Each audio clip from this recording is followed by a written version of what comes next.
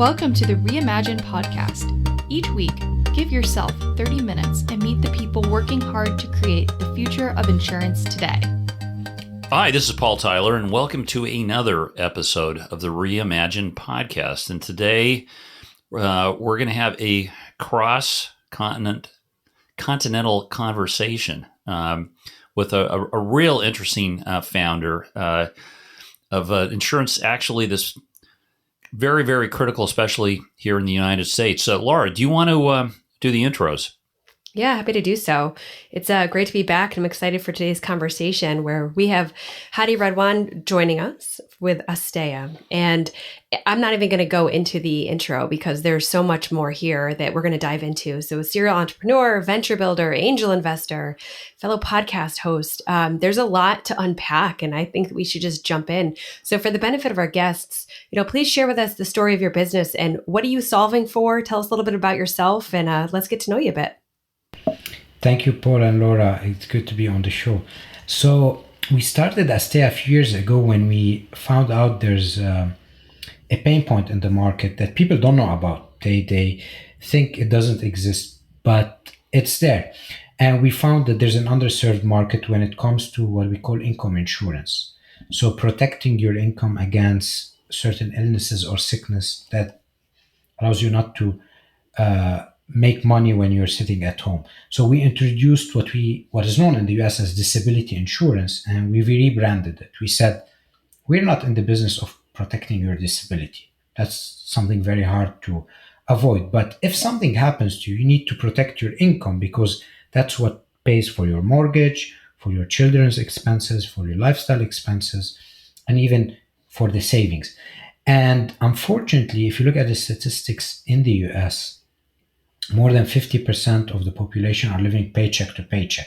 So if something happens to you and you're sitting for 1 month, 2 months, or even a year out of work, that's disaster. A lot of people flock to buy life insurance because it's easy to associate or fear that the inevitable is coming, which is death. So you go out, you buy life insurance. And it's easier to promote it because no one's going to escape life, right? But everyone thinks they're invincible. So the moment people say disability insurance, not for me, I'm not going to get disabled, I'm healthy, I'm good to go. The reality is more than 90% of a claim coming from a disability is illness related. So that could be something like what we're guys doing today. We're sitting behind the desk, we're talking for 6 to 8 hours. We're going to have some time in the future, some back pain problem, which is going to prevent us from doing this podcast maybe, right? And we need to protect our income. So that's where disability insurance, or what we call income insurance, comes into play. Today, less than 11% of the US population, of the working US population, have some form of disability. So you could see how important it is, but also how underserved it is. So that's how Asteya was born, to solve this particular pain point. Well, disability is though you haven't marketed disability insurance is addresses a risk that is probably bigger than many people imagine, right? Like if I can't work for 4 weeks, 8 weeks, 12 weeks, am I really prepared? And I just sort of pulled up some stats, Hadi, and I think, for people under 35 in the U.S., Laura, you can't believe this. You know what the median income or median savings balance is? It's like $3,200. Wow.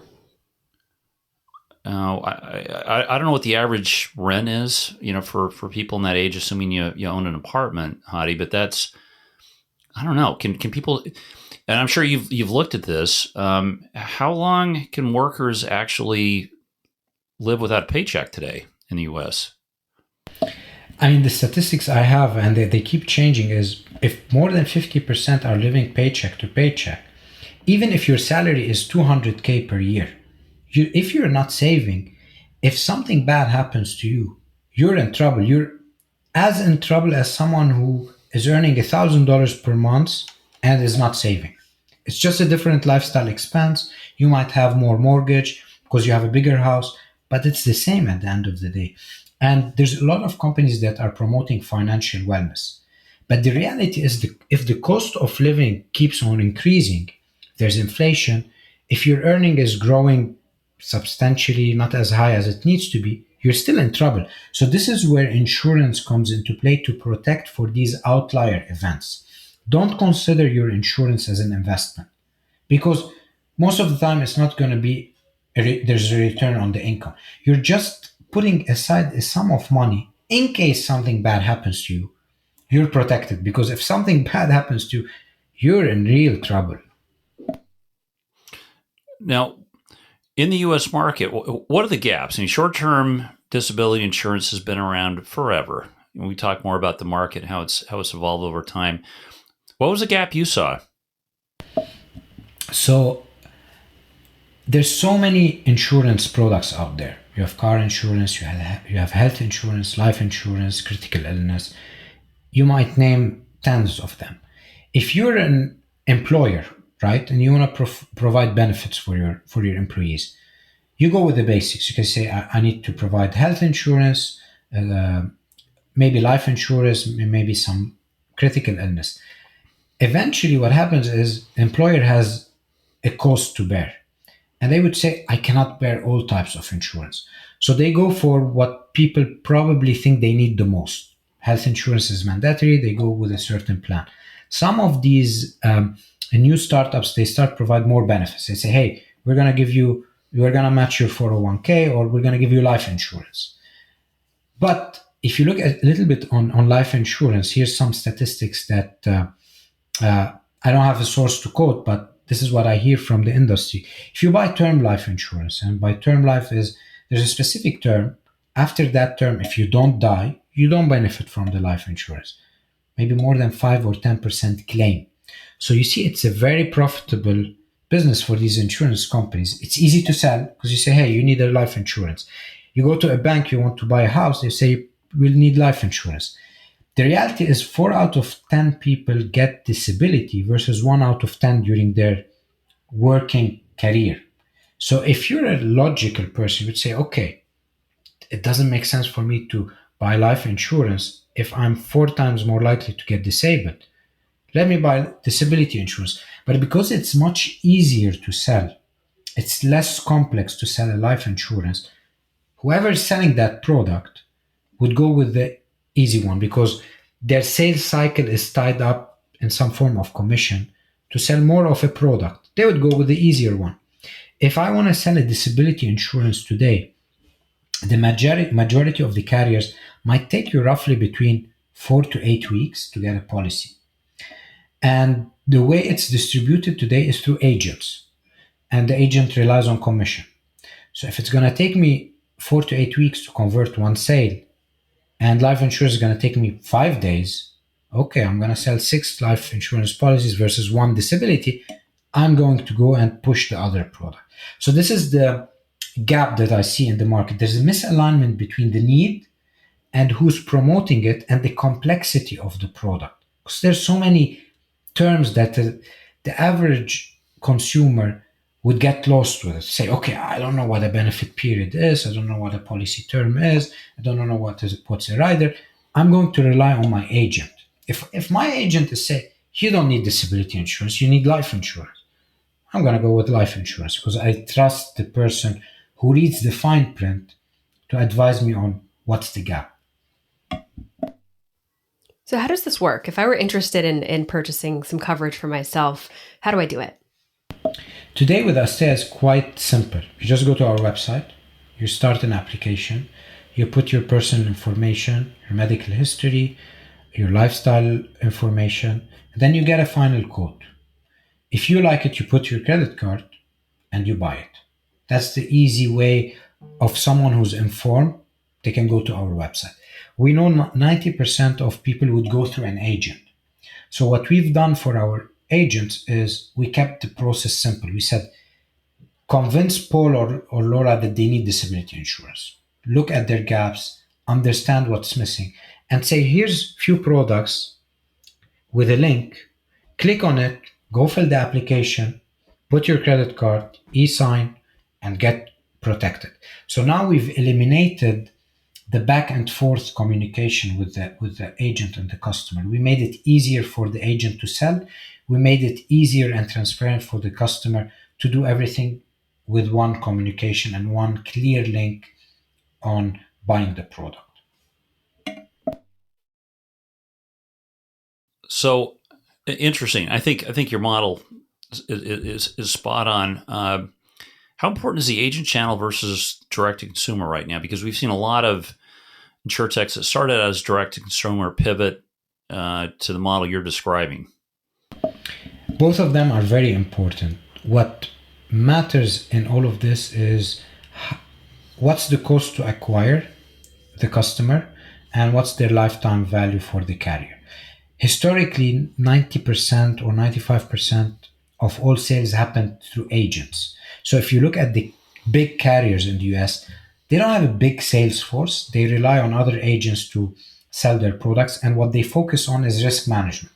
Let me look at the sample. Let me look at the pool of policies. Let me make sure I'm not losing money. Let me make sure that if there's a catastrophe in the market, I don't go broke. I can pay claims. So they focus more on that part, risk management, underwriting, product development.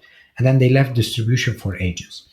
There was a new breed or wave of insurtechs that came in and they said, we want to get the e-commerce model of D2C because we think we can disrupt the market. We can get rid of all of these carriers because they have intermediaries. And who needs intermediaries? There's just waste of money for them. So they went the D2C model.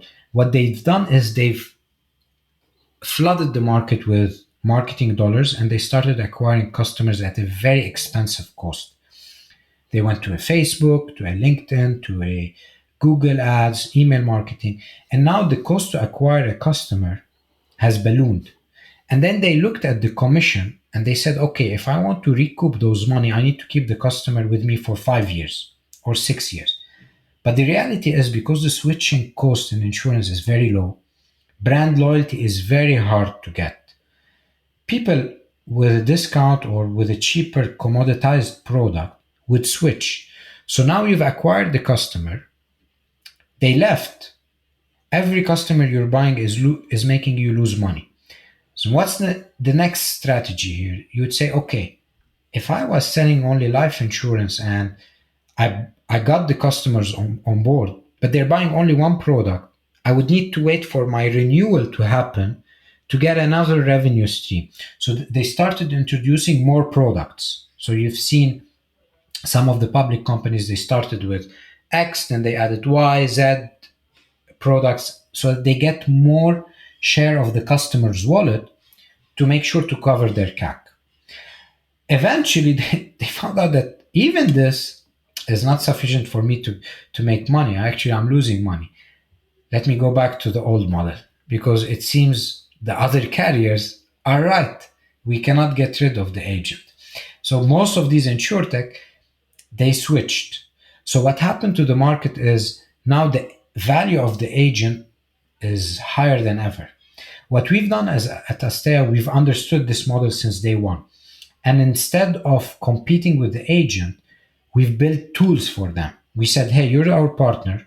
We're not going to go and sell to your customer because your proximity is key. You're closer to Paul, you're closer to Laura, you have good relationship with them. And that takes years to build the trust element. Here's products for you to see if there's a gap and fill it. And by the way, we also think that it's important for you not only to make money, but also to save cost. So here are tools on our platform that allows you to prospect customers cheaper, email marketing automation to promote your campaigns, and so on and so forth. So we've aligned our interest with the most important channel because our mission at Asteya is to make income insurance accessible for everyone. If we're going to compete with other carriers, we're not going to get our mission because now we're focused more on eliminating the other person versus actually getting income insurance in the hands of the many. Yeah.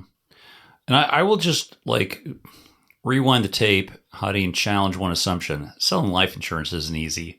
As somebody I worked with in the business said, Paul, nothing's easy here. It's just some things are less hard than others. Exactly. It's easier. Yeah, yeah, I think we'll kind of dive deeper in here, but I'll just kind of bookmark this and say I think one of the issues you're outlining with investors is we've had a lot of investors come in who know software as service businesses very, very well. They grew up on it, and we've had valuations where they've tried to force insurance into this software as a service issue. Where, well, what's your CAC? What's your retention? Big factor for us here that probably say it's true in software as service, but more so here is risk selection. Because I could sell cheap life insurance, make it super easy process, but if I've sold to the wrong set of customers, won't know it tomorrow. It'll look great for a couple of years until claims start to come in, and then we'll say, "Whoops, the LTV was not positive $10,000 per client; it was negative $50,000 or more on some of these." Maybe talk just a little bit about the sort of fundamentals of the short-term disability business, because this is a product everybody needs. It's a little more expensive generally than life insurance because you're actually going to use it. Risk selection is hard. If you go back, if we rewound the clock to the just prior to the Depression here in the United States, there were policies written where, Laura, only on insurance podcast, if Paul loses one thumb, he gets $2,000. If he loses two fingers, he gets 10. And people in the Depression were literally cutting off their fingers and toes to collect this stuff, right? Hadi, what's your approach? It's great you're selling it. Great your CAC is good. Tell us about your risk selection. So I want to price this thing out 3 years from now. Why is your mousetrap better? Yeah, so you nailed it, Paul. It's very hard to figure out the underwriting part or the risk selection, because in life insurance, it's black or white. You're either alive or dead. You pay the claim. In disability insurance, sometimes, Hadi, we have people who die, but that's another episode.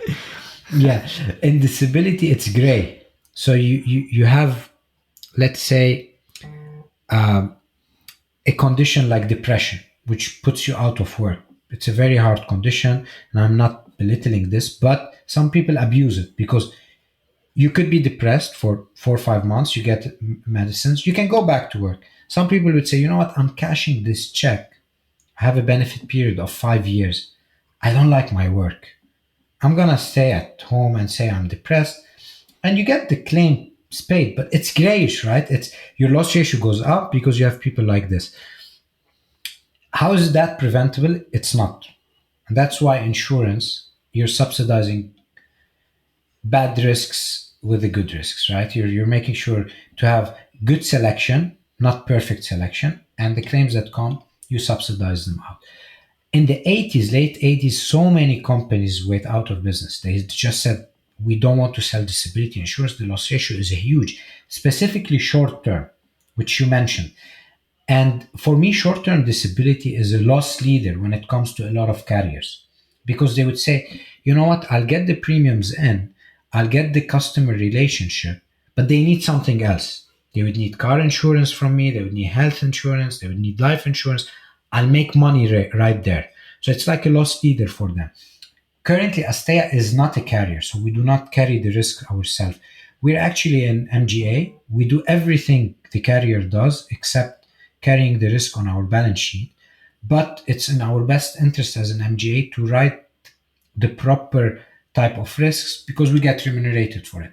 Now, we have done a great job so far because of our leadership in the company. We have underwriters who have been in the industry for 30, 40 years. So they've seen it all, and they've put in our customer journey certain validations that would allow us to either pick the right risks or to price the wrong risks properly. So, for example, if a certain occupation has historically been very claims driven because of the nature of the occupation, like a construction worker, they're always out there, they're putting themselves at risk, they might fall and break their leg. They have a higher chance of claiming. Well, the reality is they're going to pay more. So we have great actuaries and underwriters that price the risks properly. And then we make sure that we don't have any concentration in one agent or in one area or in one industry. So we make sure we monitor this. If there's a concentration of accountants, if 100% of our book of business is accountants, that's a problem. Because if something happens to one accountant or many, all our portfolio gets to be at risk. So we make sure we have the proper selection and the proper diversification. You mentioned the team. Talk to us a little bit about, building the team out, doing so remotely. What does the last 2 years look like? People are going to want to be curious about this. Yeah, we at Asteya, we're a fully remote team. We've done some amazing work, just all of us sitting at home, communicating. And it boils down to hiring the right people, putting in place the right culture, and definitely having the right tools and communication in place, because you can't abuse this system. A lot of people would say, I want people in the office. I want to see what they're working. I want to see them, punch in and get these reps in.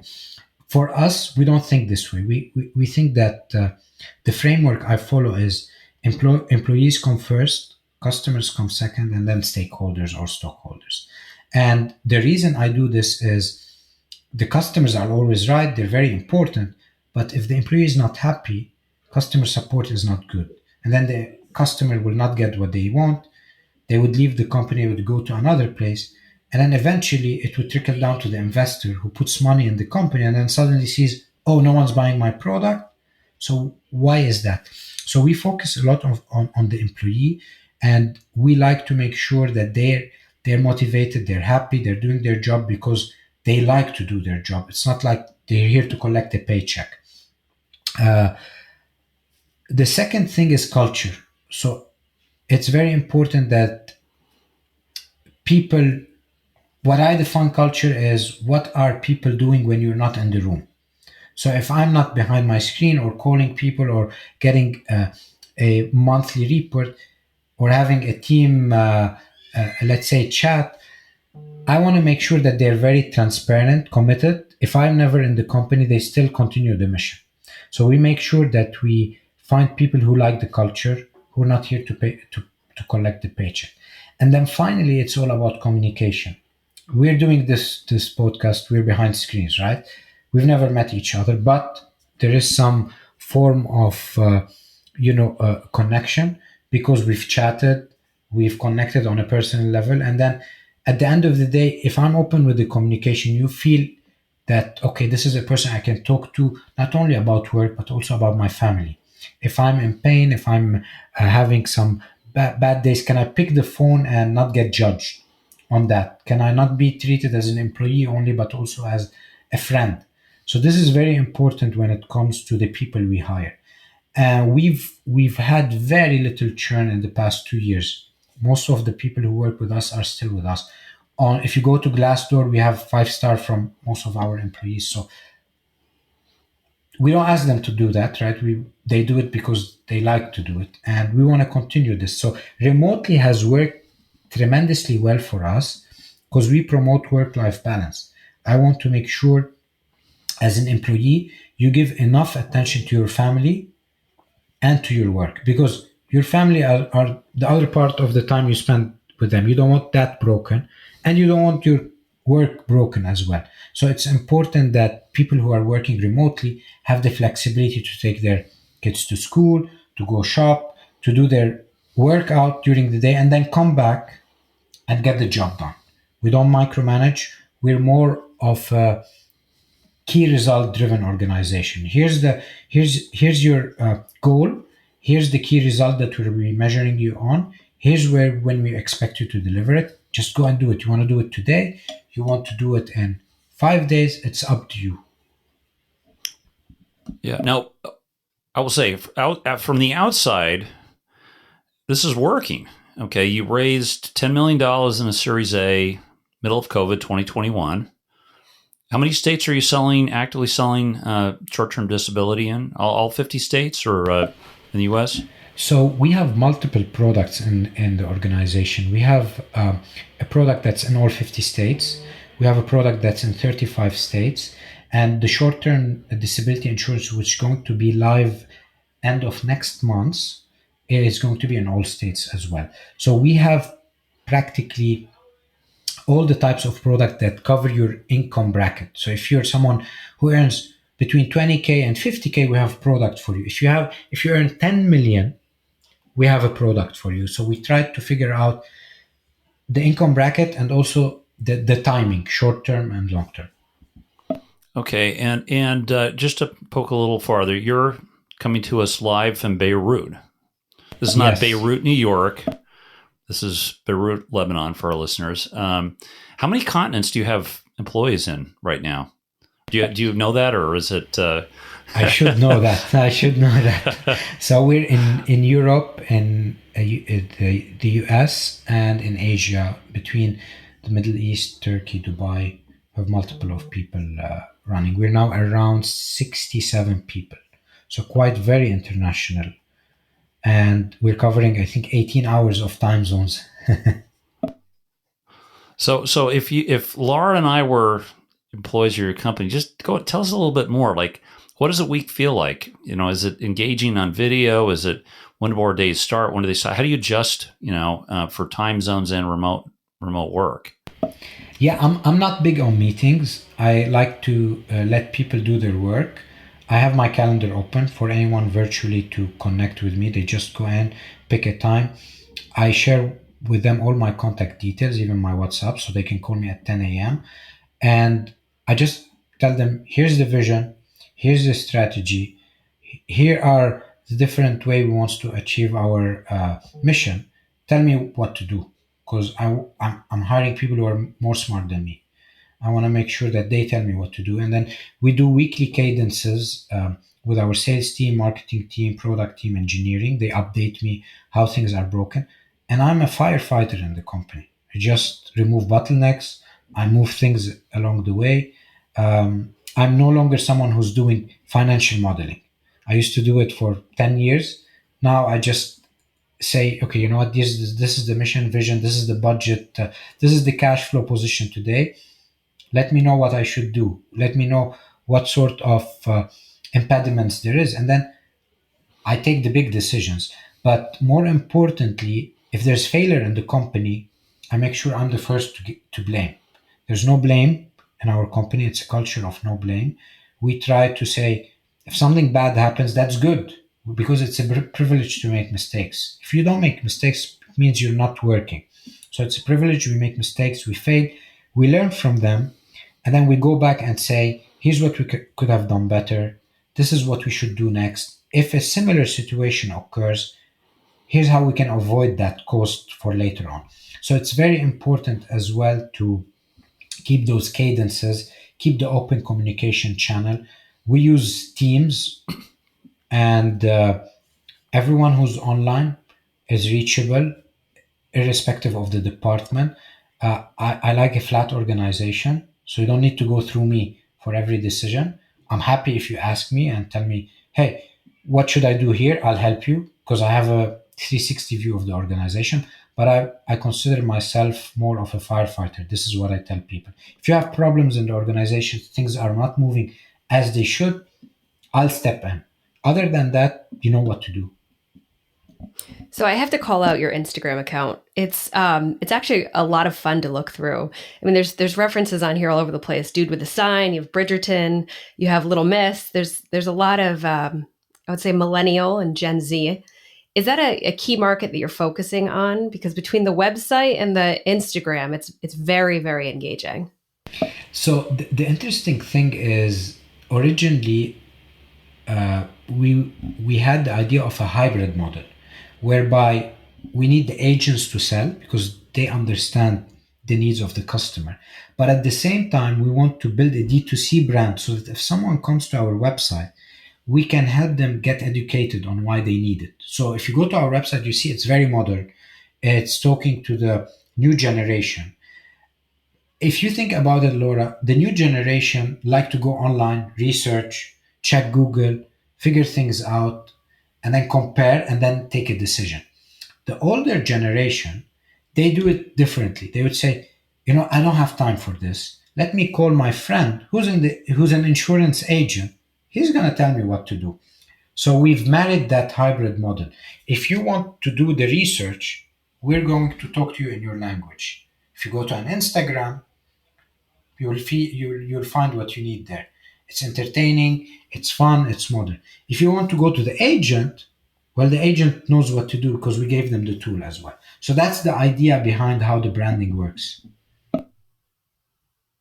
Yeah, it's great. So I'm a founder. I've got a business, a budding business, some promise. I've got a little bit of business coming through. Hadi, what at this, given today's state and time, what it is to raise money, how it is to break through the market, what are the three pieces of advice you would give me? So if you're a new founder or you're just starting, advice number one is go and find product market fit. Whatever product you're building, if it's nice to have, forget about it, right? Because there's so many nice to haves. It has to solve a pain point, because then you can go out and see who actually needs it. Get your first 100 paying customers. And then once you have product market fit, you can go out and raise money, because it's easier now to raise money. I'm a podcast host as well. I have a show called The First 100. I was very curious to understand how other founders got their first 100 paying customers and how they managed to raise money. And I've noticed that so many people want to share their story because they have so many creative ways on how they've done it.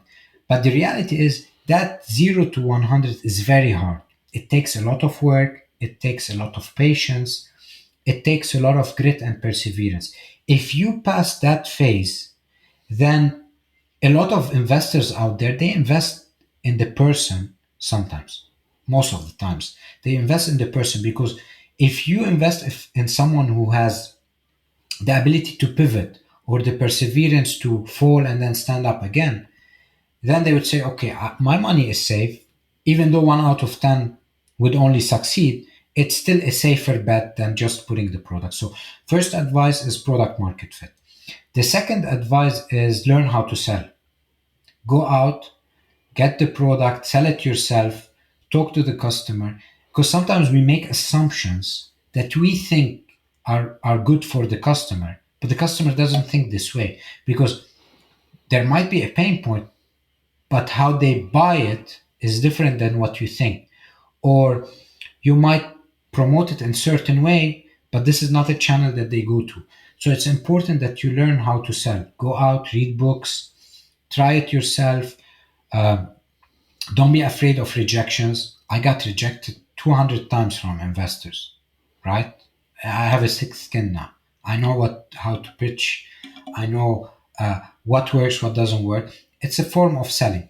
Do the same with your customers. Get that feedback from them and try to iterate and pivot multiple times. And the third advice, get a very trustworthy and smart technical co-founder. Because today, everything is built on software. So find someone you trust, someone who understands what you're building, and someone who's a builder and a problem solver. Because that's an area which I've invested a lot of time to find the people who are very technical and I trust. I don't know how to read code. And I say I don't know how to read code. But the person that knows how to read code is someone I trust. They know what they're building is the efficient way of building it. And that's what I would give as 3 potential advice. Now I'm going to follow that up with, what is your why? You could be doing a lot of things. You've done a lot of things. Why do you wake up every day and do this? I've thought about it a lot, and my why is progress, because complacency is the number one killer of the motivation of many people. We get complacent with our relationships with our significant others. We've seen the divorce rate goes skyrocket.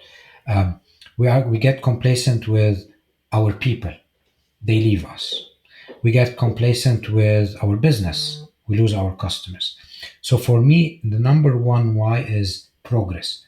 And I keep that in my mind when I'm building my company, when I'm working out, when I'm working on myself, when I'm working on my relationship with my significant others. So that's the first why I keep in mind, because it's a very philosophical question and very hard to put a number to it. So I say, if there's progress, then it's good.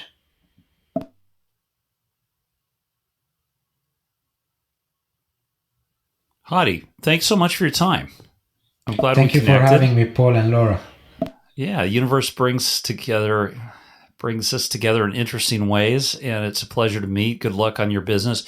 We'll put in the show notes links to your company's website, Asteya.world, and links to your podcast. Is that right? We'll link to your podcast. I agree with you. First 100 customers, it's hard. It's painful to do it, but it's incredibly valuable. As you say, you've got to go out there and see. This sounds a great idea. Sounds great to me, but does anybody else really agree, and are they willing to put money into this? So thanks so much.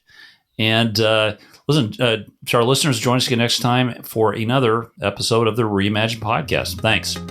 Thanks for listening. If you enjoyed the show, please rate and recommend us on iTunes, Stitcher, Overcast, or wherever you get your podcasts. You can also get more great information about this company and other great startups at imagine.nfg.com.